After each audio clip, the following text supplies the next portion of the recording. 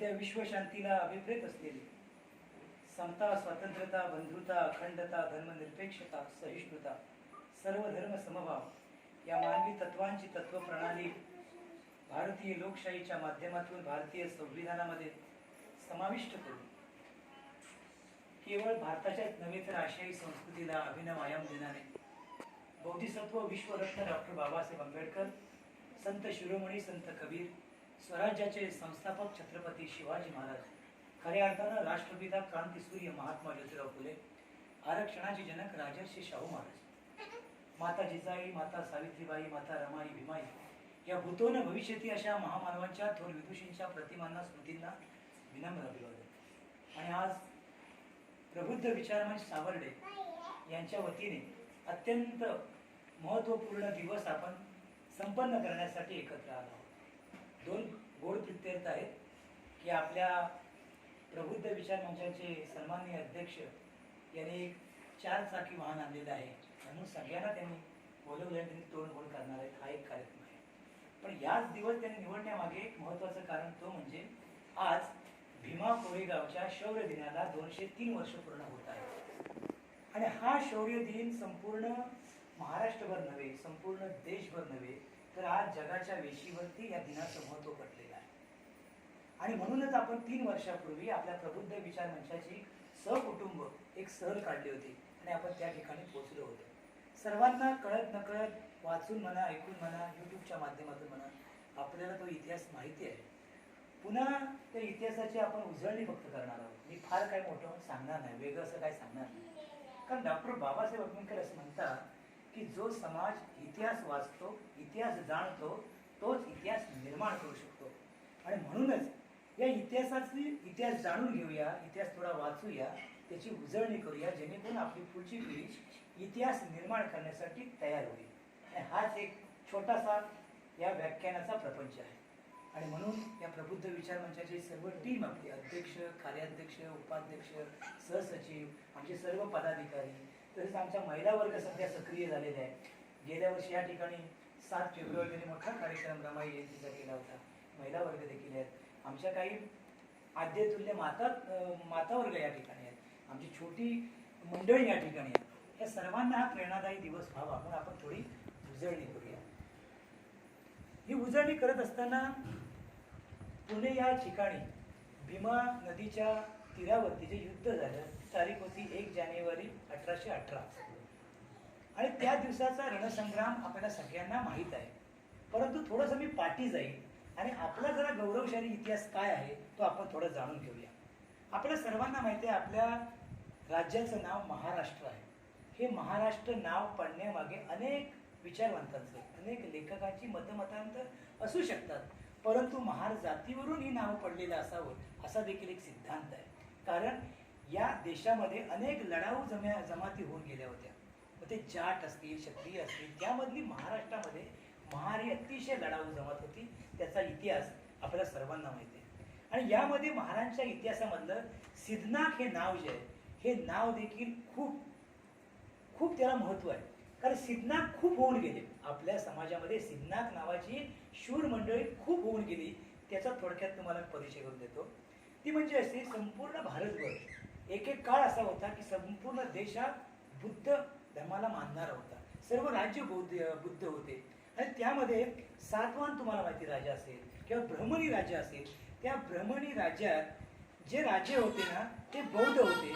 ते बौद्ध राजे सोमवंशीय होते. आणि त्या सोमवंशीय राजाचा जो सेनापती होता तो पहिला सिद्धनाथ होता. मग सिद्धनाथ या शब्दाचा आणि व्यक्तिमत्वाचा जन्म हा ब्रह्मणी राजा झालेला आहे. तो बौद्ध राजा होता आणि त्याचा सेनापती हा सिद्धनाथ, हा पहिला सिद्धनाथ म्हणून ओळखला जातो. दुसरा सिद्धनाथ आपल्या महाराष्ट्रामध्ये जी निजामशाही, आदिलशाही, कुतुबशाही ही जी सत्ता होत्या त्यामध्ये निजामशाहीमध्ये एक सैन्यामध्ये एक प्रमुख होता, तो देखील दुसरा सिद्धनाथ. तिसरा सिद्धनाथ कसा आहे की शिवरायांच्या काळात तिसरा सिद्धनाथ होता की शिवरायांनी 1643 साली जी स्वराज्याची प्रतिज्ञा घेतली रायरेश्वराच्या मंदिरामध्ये, तेव्हा त्यांचे जे बाल सवंगडी होते त्याच्यामध्ये जे अनेक जण होते त्यामध्ये एक सिद्धनाथ होता.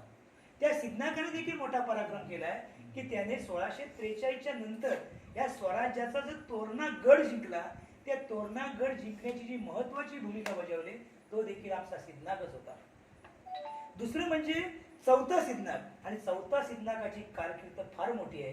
ती म्हणजे अशी, शिवाजी महाराजांचा सुपुत्र संभाजीराजे, ह्या संभाजीराजेचं कपटाने जी हत्या झाली त्यानंतर त्यांच्या सहचारणीला म्हणजे पत्नीला येसूबाईला अटक झाली. त्यांचा छोटा शाहू महाराजाला देखील अटक झाली आणि आदिलशाच्या त्यांच्या मुघलांनी त्याला दिल्लीकडे घेऊन गेलेले आहे. आणि तेव्हा आपल्या राजाच्या राजपुत्राचा बदला घेण्यासाठी त्याच्या मुलाला इथं आणलं पाहिजे, येसूबाईनं आणलं पाहिजे, म्हणून ज्या ज्या सेनापतींनी पराकाष्ठा केली त्यामधला सगळ्यात प्रमुख जो होता तो म्हणजे सिद्धनाग महाराज होता. त्याने पहिल्यांदा मुघलांशी मोठी खलबत केली आणि शाहू महाराजांना इथं सोडलं पाहिजे म्हणून त्यांनी प्रयत्न केला. शाहू महाराजाला इथं सोडलं गेलं असं तर 1689 11 मार्च 1689 संभाजीराजांची हत्या झाली. येसूबाईंनी शाहूला अटक झाली. त्यानंतर बरोबर 11 वर्ष राजारामांनी राज्यकारभार केला. राजारामाचं निधन त्याच्या प्राकृतिक अस्वास्थ्यामुळे 1700 साली झाले. 1700 ते 1707 ताराराणी राज्य केलं आणि अशा परिस्थितीमध्ये शाहू महाराज मोठे झाले होते. शाहू महाराजांना इथं आणण्याची भूमिका जी बजावली गेली ती देखील सिद्धनाग महाराज. आणि तेव्हा ताराराणीचं राज्य हे खरं अधिकृत राज्य आहे की खरा राजा शाहू पाहिजे असे दोन विचार प्रवाह महाराष्ट्रामध्ये निर्माण झाले. त्या शाहूच्या बाजूने भक्कमपणे उभा राहणारा माणूस म्हणजे सिद्धनाग होता. की त्यावेळेच्या प्रचलित व्यवस्थेनुसार जो राजा असतो त्या राजाचा मोठा मुलगा म्हणजे थोरला मुलगा, त्या थोरला मुलगाच राजावर येतो म्हणून संभाजी आले होते. संभाजीच्या निधनानंतर त्यांचाच मुलगा आला पाहिजे म्हणून हा अनेक लोकांचा जो आग्रह होता त्यामुळे सिद्धनाग होता. आणि म्हणून सिद्धनागाने शाहू महाराजांना आणलेलं आहे. आणि शाहू महाराजांच्या सैन्याचं आणि ताराराणीच्या सैन्याचं खेळ इथे जे युद्ध झाले त्यामध्ये अतिशय मुत्सद्दे गेलेले. ते युद्धाच्या जिंकण्यामध्ये इतिहास असं सांगतो की बाळाजी विश्वनाथ जो पहिला पेशवा आहे त्याने जिंकलं, की त्याने नाही जिंकलं तर खरा सेनापती जर कोण होता तो सिद्धनाग महाराज होता. एवढंच नव्हे तर जिंकल्यानंतर जेव्हा महाराष्ट्र स्वराज्य 2 गटामध्ये विभागले गेले, कोल्हापूरची गादी आणि साताऱ्याची गादी, तेव्हा येसूबाईंना सोडवण्याची जी मुख्य भूमिका जी बजावली शाहू महाराज, त्याच्या सोबतीला कोण होता तो सिद्धनाग महाराज होता. त्याने येसूबाईला इथं म्हणजे शाहू महाराजांना आणण्यामध्ये आणि येसूबाईंना आणण्यामध्ये सिद्धनाग महाराजचा वाटा फार मोठा होता हे आपल्याला या ठिकाणी सांगावं लागेल. त्यानंतर येसूबाई इथं आल्यानंतर जी वडूबुद्रुकला ज्या माणसाने जी मोठी कामगिरी केली, गणपत महान नावाच्या माणसाने संभाजी महाराजांचे तुकडे जमा करून त्यांना यथोयोग्य असं अंत्यसंस्कार केले. त्यांना जी 14 एकर जमीन दिली गेली हे मोठं काम येसूबाईंनी केलं. आता सर्वात महत्वाचं म्हणजे जो 5वा सिद्धनाग आहे त्याची कारकीर्द आपण आज अभ्यासणार आहोत आणि तीच भीमा कोरेगावचं खऱ्या अर्थानं रणसंग्राम आहे. हा 5वा जो सिद्धनाग आहे तो कुठला आहे तर त्याची तुम्हाला थोडक्यात गोष्ट सांगतो की शिवाजी महाराजांची आई जिजामाता आणि जिजामाता हे सिंदखेड राजाचे आहे आणि सिंदखेड राजा हे शिवाजी महाराजांचा आजोळ आहे. लखोजी जाधव हे त्यांचे आजोबा आहेत. या लखोजी जाधवांचं आजोळ म्हणजे वेलंग आहे. त्या वेलंग गावचा हा सिद्धनाग महाराज जो 5वा सिद्धनाग आहे तो ह्या वेलंग गावचा आहे आणि त्याचा वाई प्रांतातला आहे. तो वाई प्रांतातला तो माणूस आहे. आज देखील वाई प्रांतामध्ये आज गेले तर त्या ठिकाणी त्यांच्या वंशातली माणसं सापडतात. ते नाव महार न लावता त्याचं नाईक नाव होतं, ते सरनाईक त्यांनी केलं. हे भीमा कोरेगावच्या शौर्यानंतर त्यांना सरनाईक ही उपाधी मिळाली. आज देखील ते नाव सरनाईक कांबळे असं लावतात. त्यामधलाच एक माणूस मला COD वर्कर युनियन्समध्ये म्हणजे आर्मीच्या संलग्न विभागामध्ये तो सापडला. म्हणजे एका कार्यक्रमाला मी गेलो होतो. तो हा माणूस हा सिद्धनाग महाराजचा वंशज आहे आणि त्याने ही छोटीशी पुस्तिका लिहिली. तो फार मोठा लेखक नाही पण त्यांना जे जे काय माहिती होतं, ज्याकडे डॉक्युमेंटरी होती ही इंग्रज सरकारच्या वेळी त्यांची आलेली पत्र आणि त्यांनी दिलेली शिफारशी या देखील त्यांनी पुस्तकाच्या शेवटला त्याने संदर्भ म्हणून छापलेले आहे. तर याचं पुस्तक माझ्या हाती पडलं. दुसरं एक पुस्तक अनेक लोकांनी लिहिलं हिंदीमध्ये ते देखील पडलं. पण ह्याचं मला पुस्तक प्रमाणित वाटलं की सिद्धनाग महाराजच्या तो वंशवळीतला आहे. आणि नंतर असा वेलंग गावचा सिद्धनाग महाराज याची पुढे जी कारकीर्द आहे ती कशी आहे बघा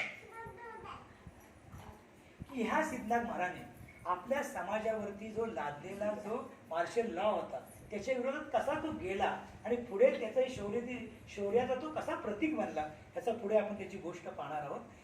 त्या पुढे जाताना ह्या महाराजांचा इतिहास अजून करताना मला थोडंसं अजून पाठी जावं लागणार की हे सगळे 5ही सिद्धनाग हे आपले ते पूर्वज होते. मला सांगायचं आहे की की जो पहिला सिद्धनाग, दुसरा सिद्धनाग, तिसरा सिद्धनाग, चौथा सिद्धनाग हे सगळे आपल्या जातीचे होते. आपण आपले ते पूर्वज होते हे मला या ठिकाणी सांगायचं आहे.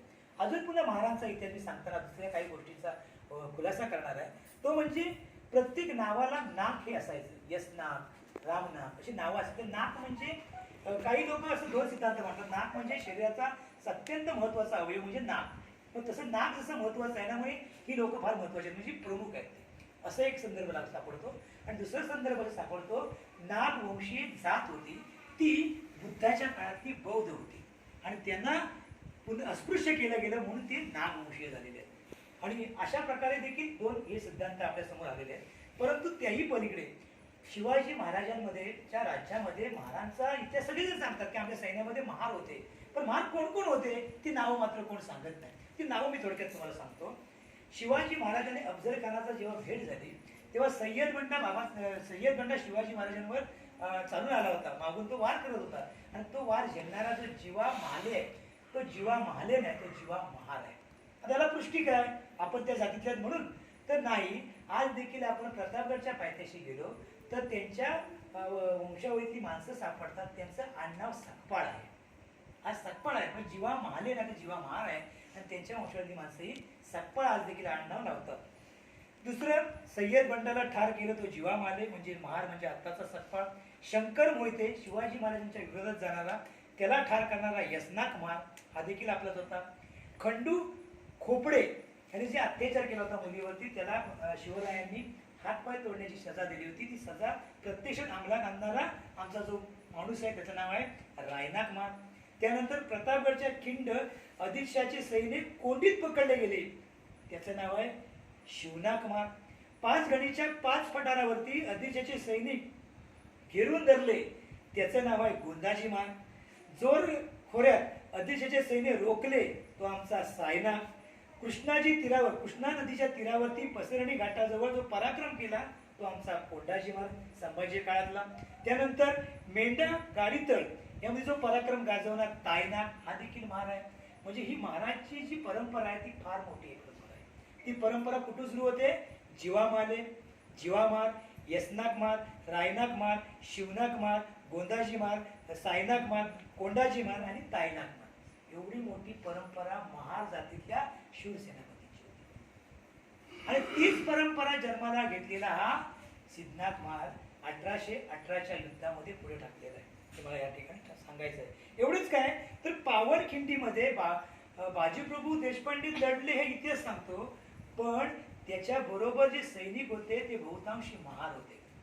हा देखील इतिहास आपण जाणून घेणं गरजेचं आहे. तर असा हा सिद्धनाथ जी त्याची महाराजांची परंपरा घेऊन जन्माला आलेला त्याने या पेशव्यांच्या विरोधात तो कसा गेला तर 1817 मध्ये पेशवाईच्या उत्तरार्धाच्या काळात दुसरा बाजीराव पेशवा हा पेशवा होता आणि त्याने आपल्या समाजावरती आपल्या जातीवरती अनेक अत्याचार केले होते. आणि त्याला अत्याचाराला कारण देखील वेगवेगळी आहेत. म्हणजे कुणी म्हणतं संभाजी महाराजांचे तुकडे जमा केले महाराजांनी आणि गणपत महाराजांनी त्याचा अंत्यसंस्कार केला तेव्हा त्याचा राग असेल. कोण असं दुसरा एक लेखक असं म्हणतो की या म्हणजे ती कथा जरा सांगणं योग्य नाही वाटत मला पण तो बेस सांगणं गरजेचं आहे मला. तर तो म्हणजे असं आहे की या दुसऱ्या बाजीराव पेशव्याला अनेक राण्या होत्या आणि त्या राण्या होत्या ना त्या राण्यांचं आणि एका महार समाजातल्या माणसाचं प्रेम संबंध होते. त्याचा राग म्हणून त्यांनी कदाचित महार जातीतल्या माणसाचे तुकडे तुकडे केले आणि रस्त्यावर फेकून टाकले आणि हा परत आमच्या या दारापर्यंत येऊ नये म्हणून त्यांनी कदाचित तो मार्शल लॉ पुकारलेला असावा. असे 2 सिद्धांत मला या माझ्या वाचनातून सापडले. आपण ते सिद्धांतकडे बघूया नको फक्त मार्शल लॉ मध्ये बघूया. तर 1817 मध्ये त्याने मार्शल लॉ जाहीर केला होता. त्या मार्शल लॉच्या अन्वये असं होतं की महार जातीतल्या माणसाने शक्यतो दुपारच्या वेळेतच घरातून बाहेर पडायचं कारण त्याच्यावर सावली आपली छोटी असते. आपल्या कमरेला झाडू बांधायचा म्हणजे त्याची जी पदचिन्ह आहेत म्हणजे पावलं आहेत त्याचे ठसे आपोआप पुसले जातील. त्याला जर थुंकायचं झालं तर गळ्यात त्यांनी मडकं बांधायचं. अशी अघोरी कृत्य असणारी सजा त्याने त्या आदेशात आणली होती. आणि तुम्हाला ही माहितीच आहे त्यांनी फार वेगळं काही केलं नाही. हे त्यांच्या मनुस्मृतीला धरून गेलं होतं कारण मनुस्मृतीमध्ये असं स्पष्ट आदेश आहे की शूद्राणा विद्या वर्जित शूद्रांना धनवर्जित आणि शूद्रांना शस्त्रवर्जित. पण शूद्रांच्या हातात शस्त्र गेलं नाही पाहिजे. शूद्रांच्या हातात जर शस्त्र गेलं तर तो पराक्रमी होईल, शूर होईल, आम्हाला हरवेल. शूद्रांच्या हातात जर विद्या गेली तर तो ज्ञानी बनेल, तरी आम्हाला तो हरवू शकतो. आणि शूद्रांच्या हातात जर धन गेलं तर आम्हाला तरी देखील तो ऐकणार नाही. म्हणून ही सगळी मनुस्मृतीची बंधनं होती ती फक्त वेगळ्या रूपाने त्यांनी ती मांडली होती. आणि बाकी ती आपण जर पोटी पुराण जर ऐकलं तर कानामध्ये तप्त शिशाचं तेल ओतणे, डोळे काढणे ह्या शिक्षा होत्याच. परंतु पुणे या परिसरामध्ये ह्या देखील नव्याने शिक्षा मार्शल लॉच्या अन्वये त्यांनी लागू केल्या होत्या. ह्या इतक्या अमानुष होत्या. तेव्हा सिद्धनाथ महाराजला या अनेक तक्रारी गेल्या की आपण या राज्यात राहतो, आपण राज्याची अगदी नियमाने प्रामाणिकपणे सेवा करतो आणि तरी देखील आपल्याला कसलं जगणं आलंय आणि तुमच्यासारखा पराक्रमी योद्धा हे कसं काय सहन करतो. तेव्हा सिद्धनाथ फार विचारवंत होता. तो दुसऱ्या बाजूला पेशव्याला भेटायला गेला आणि म्हणाला की तुमची आजपर्यंत आम्ही सेवा करत आलेलो आहोत, अगदी शिवाजी महाराजांच्या कार्यकाळापासून. ती तुम्हाला नाव आता सांगितलं तर आमचं योगदान आहे या स्वराज्यामध्ये, मोठं योगदान आहे. आमच्या अनेक पिढ्या तुमच्या स्वराज्यामध्ये खपलेल्या आहेत, अनेक पिढ्यांचे म्हणजे शहीद झालेले आहेत, अनेक लोक मारली गेले आहेत, तरी देखील आम्ही स्वराज्याची कधी साथ सोडली नाही. आणि अशा परिस्थितीत आमच्यावरती हा जो मार्शल लॉ तुम्ही लागू करताय तो फार जाचक आहे, तो काढून घ्या. आम्ही सन्मानाने तुमच्या युद्ध बरोबर लढायला तयार आहोत, तुमच्या बाजूने लढायला तयार आहोत. कारण पेशवे इंग्रजांबद्दल बरोबर 2 युद्ध हरले होते, हे तुम्हाला माहिती आहे की 2 युद्ध हरले होती. तर तेव्हा आम्हाला काही ईस्ट इंडिया कंपनीच्या बाजूने लढायचं नाही, पण आम्हाला सन्मानाने या ठिकाणी वागणूक असायला हवी. तेव्हा असं समजतं की तो दुसऱ्या बाजूला पेशवा असं म्हणतो की तुम्हाला सन्मानच काय तर सुरीच्या टोकावर सुद्धा जागा मिळणार नाही तुम्हाला राज्यामध्ये. तेव्हा सिद्धनाथ असतो, तो सिद्धनाथ तडकपणे उठला आणि तिथून तो निघून आलाय असं आख्यायिके सांगतात. याची डॉक्युमेंटरी पुढे उपलब्ध नाही, तर पुढे मी एका चित्रपटाकडे पण येणार आहे. तर अशी आख्यायिका सांगितली जाते. कुठल्या पुस्तकात मात्र याचा स्पष्ट उल्लेख मला सापडत नाही, या पुस्तकात देखील सापडत नाही. तर अशी आख्यायिका सांगितली जाते. ठीक आहे, सिद्धनाथला ते पटलं नाही किंवा जी काही तडजोड झाली असेल ती कुठली ऑन रेकॉर्ड नसेल कदाचित, कारण काही गोष्टी त्यांना जे सोयीस्कर होत नाही त्या ऑन रेकॉर्ड लिहिले जात नाही, हे आजपर्यंतचा इतिहास आहे. तर तो सिद्धनाथ परत आलेला आहे आणि सिद्धनाथाने नंतर आपलं पूर्ण सैनिक घेऊन आपल्या ईस्ट इंडिया कंपनीच्या कंपनीला तो विलीन झालेला आहे आणि नंतर हे युद्ध होणार आहे. असं युद्ध होणार तेव्हा ही जवळजवळ 834 लोक होती. 834 लोक होती. हे 834 लोकांमध्ये जी कंपनीची जी बटालियन होती, कोण म्हणले की ब्रिटिश सैनिकांना जाऊन भेटले, तर ब्रिटिश सैनिक नाहीत, ते ईस्ट इंडिया कंपनीचे सैनिक आहेत. ही गोष्ट आपण लक्षात घेतली पाहिजे. ती ब्रिटिश म्हणजे कोण असं युद्ध असं करतात की इतिहासाचं वेगळ्या अँगलने डायमेन्शन असं करतात की हे महान ब्रिटिशांच्या बाजून लढले आणि पेशव्याने हरवलं म्हणजे आमच्या मराठ्याने हरवलं, असं देखील लोक म्हणजे चुकीचा प्रचार करतात. तर ते ब्रिटिश सैनिक नव्हतं, तर ते ईस्ट इंडिया कंपनी सैनिक. आणि ईस्ट इंडिया कंपनी आणि पेशवे यांच्यातला तो वाद होता. तर त्या बटालियनचं नाव मी तुला सांगतो, बॉम्बे नेटिव्ह इन फ्रंट. आणि ही फ्रंट 2nd बटालियन होती आणि ती मद्रास आर्टिकलला ती टॅप होती. हे आपण समजून घेतलं पाहिजे. मद्रासला जी मोठी बटालियन होती त्याची संलग्न ती शाखा होती, तिची दुसरी बटालियन होती म्हणजे 2nd बटालियन होती आणि तिचं नाव बॉम्बे नेटिव्ह इन फ्रंट होतं, हे लक्षात घ्या. त्याला ते जाऊन जॉईन झालेले आहे. आणि जेव्हा ते 31 डिसेंबर 1817 म्हणजे 1 तारखेच्या मध्यरात्री निघाले आणि 25 मैलाचं अंतर पार करून भीमा नदीच्या तीरावरती ते सकाळी पोहोचलेले आहेत. भीमा नदीच्या तीरावरती 7 वाजता 1 तारखेला 1 जानेवारी 1818 ते पोहोचलेले आहेत. तर त्यांच्याजवळ 1834 एकूण सैनिक होते. त्यामधले 300 घोडेस्वार होते आणि 500 पायदळ होते, 34 तोफांबरोबर होते आणि 22 त्यांच्याजवळ तोफा होत्या. आणि त्यातले बहुतांशी सैनिक हे महार होते, म्हणून महारांना अधोरेखित केलं होतं त्यासाठी. आणि त्यांच्याजवळ मला आताच माहिती आम्ही संदेश कदमी सांगितले की 30,000 होते, पण त्याचं लीडिंग सिद्धनाथ पर्वतामध्ये 2,000 पळून गेले असावेत, म्हणजे 28,000 शिल्लक राहिले. आणि त्यांच्या बाजूने कोण प्रमुख होता, बापू गोखले आणि देसाई हे प्रमुख होते. म्हणजे पेशवाईंच्या बरोबर बापू गोखले प्रमुख होता आणि देसाई प्रमुख होता. आणि महार बटालियनचा जो कॅप्टन होता ना, कॅप्टन अनेक होते. त्यातलं एक कॅप्टन सगळ्यात महत्वाचा आहे, तो इतिहासाची नोंद. त्यातला फ्रॉसी टंगस्टन हा त्याचा कॅप्टन होता. दुसरा जो मारलेला गेला कॅप्टन, त्याचं नाव आहे थ्रिशॉल. कॅप्टन थ्रिशॉल होता. आणि पूर्ण सैनिकांचं मनोबल वाढवणे, पूर्ण सैनिकांचा जो प्रमुख होता तो होता आमचा सिद्धार्थ.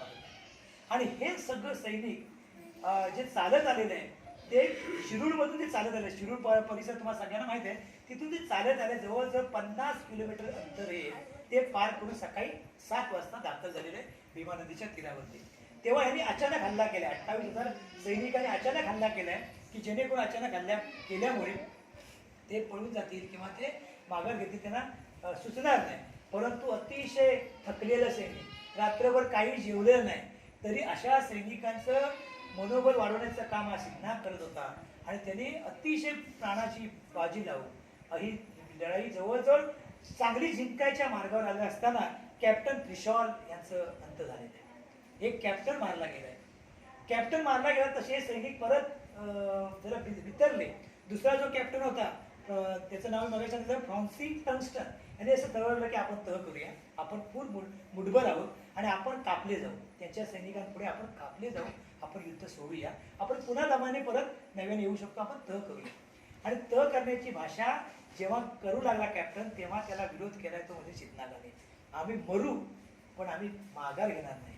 कारण ही लढाई कशाची आहे, लेखकाने फार सुंदर त्याची रचना केली की ही लढाई समते विरुद्ध विषमतेची आहे.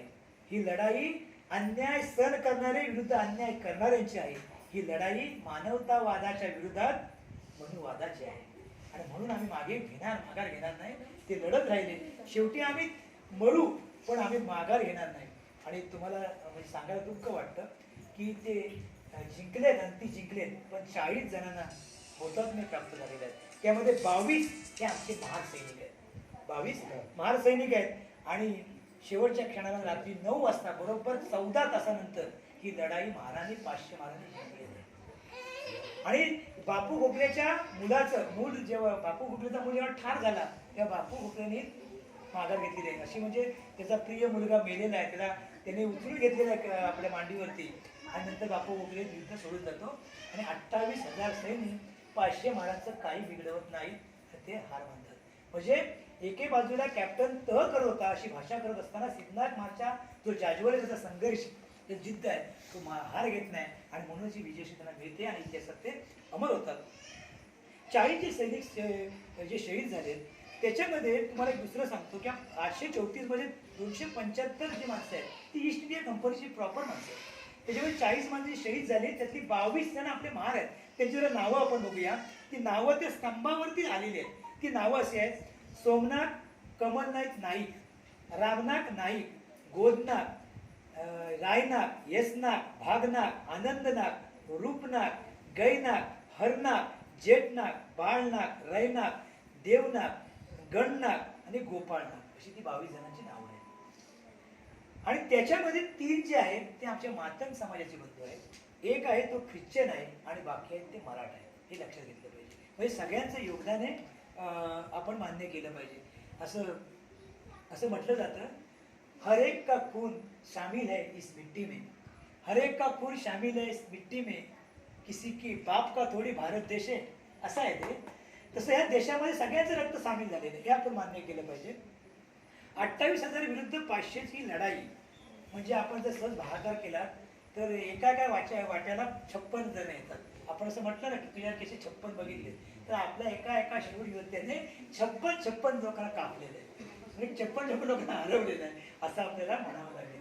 असं अमोल मिटकरी पण म्हणतात की एका आमच्या माणसाने योद्ध्याने 56ला कापलेलं आहे. म्हणजे बघा ना, तुम्ही करा ना, 28,000 भागिले 500 गेलं तर. आणि या सगळ्याचं एक स्मृती प्रित्यर्थ म्हणून इंग्रज सरकारने मात्र त्यांचा विजय स्तंभ बांधलेला आहे आणि त्यांना गौरवण करण्यात आलेलं आहे. त्यानंतर बाबासाहेबांना जेव्हा इतिहास कळला तर बाबासाहेब देखील त्या ठिकाणी पोहोचलेले आहेत आणि हा इतिहास परत जागृत झालेला आहे. तर दुसरी बाजू अशी की 1965 आणि 1971ला रोल ऑफ ऑनर नावाची जी पट्टी आहे, त्याला असं रोल ऑफ ऑनर म्हणतात. म्हणजे जे शहीद झाले त्यांची पट्टी लावण्यात आली ती 1965 आणि 1971ला. नेमका वाद हा इथेच आहे.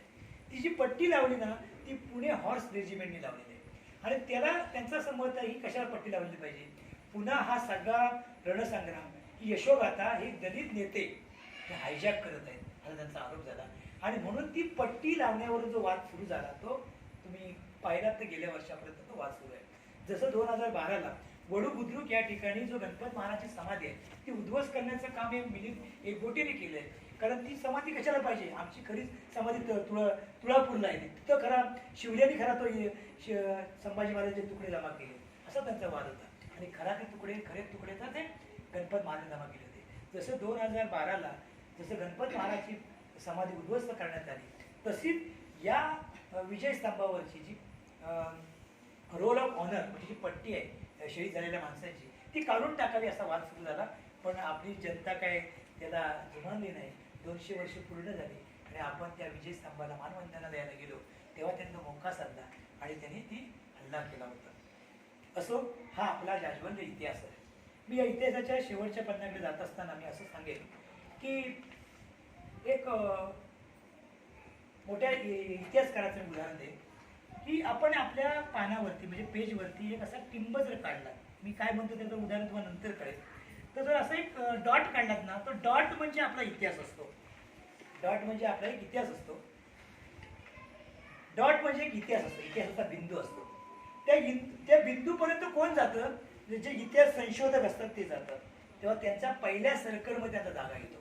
म्हणजे पहिला गोल हा इतिहास संशोधकांचा, इतिहास विचारवंतांचा. त्यांच्याकडे अनेक पुरावे असतात, त्याचे अनेक अनुवाद ते लावत असतात आणि त्या इतिहासाच्या जवळ जात असतात. म्हणून संशोधक ही बिंदूपासूनच्या पहिल्या वर्तुळात येतात.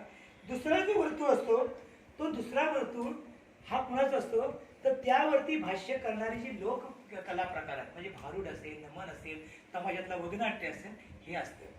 ते इतिहासाच्या थोडे दूर असतात. आणि तिसरं जे वर्तुळ असतं ते प्रतिभेचं वर्तुळ असतं. त्या प्रतिभेच्या वर्तुळात अनेक क्रिएटिव्ह लेखक असतात. ते चित्रपट लिहितात, नाटक लिहितात, गाणी लिहितात, कविता लिहितात. सत्याचा फक्त अंश असतो आणि प्रतिभेचा मोठा त्याच्यात मसाला असतो. आणि म्हणूनच सध्या तुम्हाला आठवत असेल 1995च्या म्हणजे काळामध्ये दीनदाता आणि शिल्पकार या 2 कॅसेट खूप लोकप्रिय होत्या. माझ्या राजाला माहिती असते की ती गाणी तुम्हाला माहिती असतील.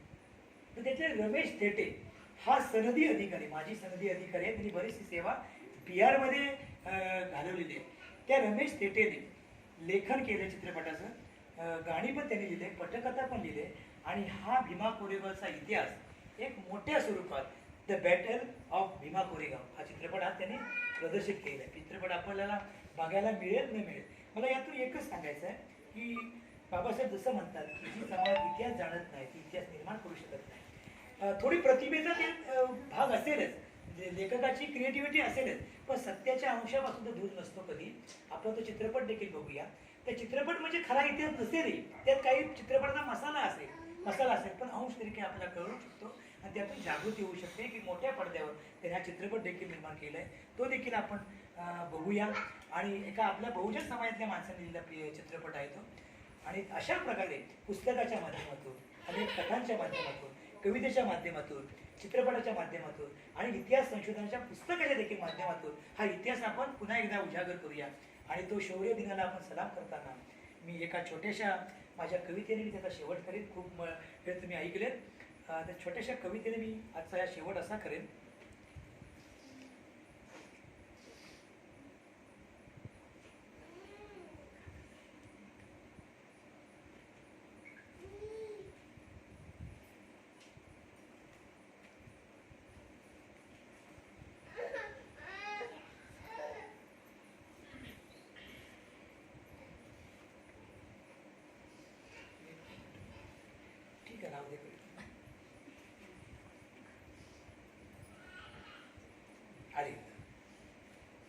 आज आपण सिद्धनागाबद्दल खूप काही ऐकलंय. तेच सगळं फक्त एका कवितेत मी आणलंय. सिद्धनाग माझा पेटतो आहे भीमा कोरेगावच्या विजयी स्तंभात. भीमा कोरेगावच्या या विजयी स्तंभात मला एक एक क्रांतिकारक दिसतो आहे. भीमा कोरेगावच्या विजयी स्तंभात मला एक एक क्रांतिकारक दिसतो आहे. या धमन्यांमधून रक्त बनून सिद्धनाग माझा पेटतो आहे. सिद्धनाग माझा पेटतो आहे. जाज्वल्य संघर्ष त्याचा होता अचंबित करणारा. जाज्वल्य संघर्ष त्याचा होता अचंबित करणारा. शौर्य त्याचे, धैर्य त्याचे, बाणा त्याचा, होता इतिहास नवा घडवणारा. पेशवाईवर मारून लाथ सिद्ध केला स्वाभिमान, पेशवाईवर मारून लाथ सिद्ध केला स्वाभिमान, तळ हातावर घेऊन शिर लढला तो रण मैदानात. गळ्यातलं मडकं आणि कमरेतला झाडू, गळ्यातलं मडकं आणि कमरेतला झाडू, टाहो बघा फोडतो आहे, या धमन्यांमधून रक्त बनून सिद्धनाथ माझा पेटतो आहे, सिद्धनाथ माझा पेटतो आहे. 500 तुझे सोबती आणि 28,000 गणिम, 500 तुझे सोबती आणि 28,000 गणिम, कोणत्या युद्ध तंत्रात बसते तुझे हे गणित. तरी तू पाजलेस पाणी पेशवाईला, तरी तू पाजलेस पाणी पेशवाईला, चारी मुंड्या करून चित. अहंकाराविरुद्धच्या लढाईत तुझीच झाली रे जीत. त्या बाजीरावाची घमंड माझा मावळा कसा ठेचतो आहे, त्या बाजीरावाची घमंड माझा मावळा कसा ठेचतो आहे, या धमन्यांमधून रक्त बनून सिद्धनाथ माझा पेटतो आहे, सिद्धनाथ माझा पेटतो आहे. एक पूर्वज लढला स्वराज्यासाठी, एक पूर्वज लढला स्वराज्याच्या तोरणासाठी, दुसरा लढला येसूबाई आणि शाहूंसाठी. लढाऊ तुझी ही परंपरा एकनिष्ठ होती, लढाऊ तुझी परंपरा एकनिष्ठ होती, मोडेल पण वाकणार नाही ही वृत्ती पुराणी होती.